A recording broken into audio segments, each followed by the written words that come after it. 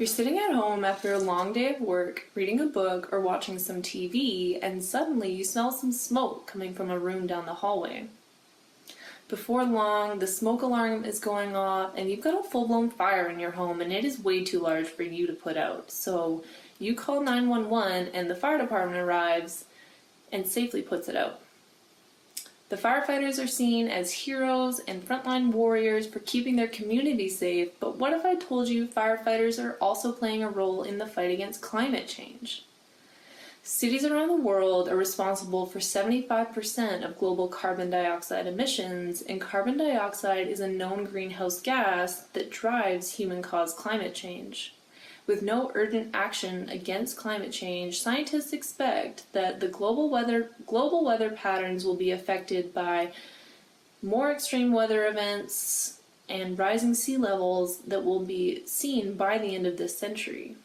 The city of Edmonton is committed to reducing its carbon emissions and carbon footprint and has set the ambitious target of being carbon neutral by the year 2050. To understand if this goal is being met, the city is developing a carbon accounting model that accounts for all the sources and all the savings of carbon emissions within city limits. I am working with Edmonton Fire Rescue Services to develop a model that accounts for the carbon savings due to the firefighting activities in and around the city. When a structure burns, there are the carbon emissions just from the combustion of that structure, but there's also damaged contents and building materials that have to be replaced. And replacing these materials involves extracting new raw materials, manufacturing new products, and shipping them back to Edmonton to be installed in the structure. My life cycle analysis methodology captures the full life cycle emissions of these products and accounts for those within the model.